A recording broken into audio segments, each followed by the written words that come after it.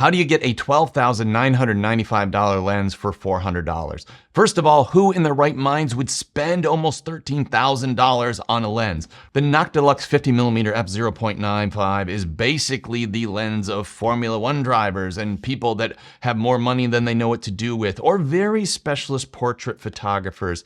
Somebody who bought Bitcoin when it was at $5. This is not a lens that is in the realm of possibility for any normal person that I know, definitely including myself. So what would a $13,000 lens do for you that other lenses can't? Well, the Noctilux 50mm f/0.95 is widely considered one of the best, if not the very best, portrait lens and low light lens ever made. And that's mainly because that f/0.95 maximum aperture. But right now, that lens was produced about 13 years ago, and things have really moved on a lot since then. And so while the image quality was completely unique then, it's not quite as unique as it used to be. And as soon as you take the lens out of the box, the first thing that you're gonna notice is how heavy it is. We're talking about a 700-gram lens. This is about 1.5 to 1.6 pounds. And it's not a big lens. So you really feel like you've got a very high quality lens when you take it out of the box. The other thing you'll notice, it has a beautiful, satisfying clicked aperture ring and has one of the nicest focus rings that I've ever used. But this is a manual focus lens. So now you're spending $13,000 and you don't even get autofocus. The other thing you're gonna notice is this massive piece of glass at the front of the lens. I mean, you've just got this huge piece of glass, this huge wide open aperture, and you've got a very nice polished metal lens mount. The other thing that's kind of unique about this lens is that it has a built-in sliding lens hood. And this is something that is very similar to a lot of vintage lenses out there.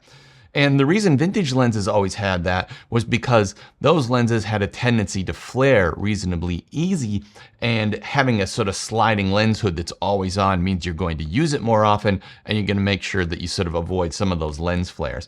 Well, the Noctilux f/0.95 also has some flaring issues, so this is really helpful in knocking that down, very similar to the old vintage lenses. The other thing you're going to notice about this lens is the look and feel of the lens is very much like a vintage lens. It has the red sort of yellower amber and white writing on it. This is something that we've seen in a lot of vintage lenses over the years, and it's something that's common in most Leica lenses. Even the most recent made Leica lenses have this kind of look to them. But the reason people buy this lens is that f/0.95 maximum aperture or maximum opening in the lens. And that's going to do a couple of things for us.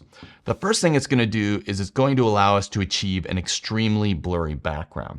That means we're going to be able to isolate our subject regardless of what situation we're in, where they are going to be sharp and detailed and in focus, and the background is going to be absolutely blurry and obliterated.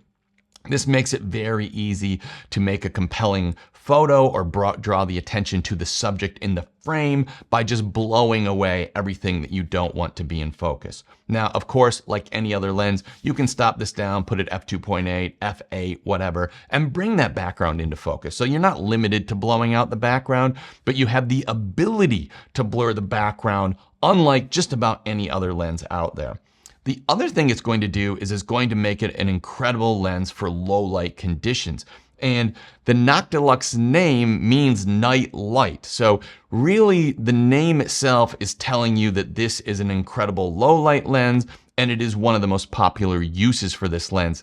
Generally, nighttime street photography is a big one that I see, although I would not really feel comfortable walking around a city with a $13,000 lens. But the reason I'm making this video is because this particular lens, which is the same size, weight, has very similar specifications to the Noctilux lens, is actually not a Noctilux lens.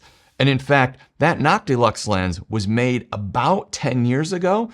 But the ability to manufacture glass, the design process, the computer process and engineering has come so far now that this manufacturer, and they're called Brighton Star, you probably never heard of them, I certainly know that I hadn't heard of them, has essentially produced a lens which is almost identical in specifications and gives you an image quality that is extremely similar for under $400. And I should disclose this lens was sent out to me for the purpose of making this video, but this is not a paid or sponsored video, and Bright & Star had no say in the making of the video. So now, a type of image quality or the type of images or low light performance which were once only accessible to Formula One drivers and the uber rich are now available for the average Joe like me and you. And when we compare these two lenses, they are just so incredibly similar. And I think this company has only changed just enough to avoid any sort of patent infringement. So on the Bright & Star, you have a 62mm filter thread. On the original Noctilux, you have a 60mm filter thread.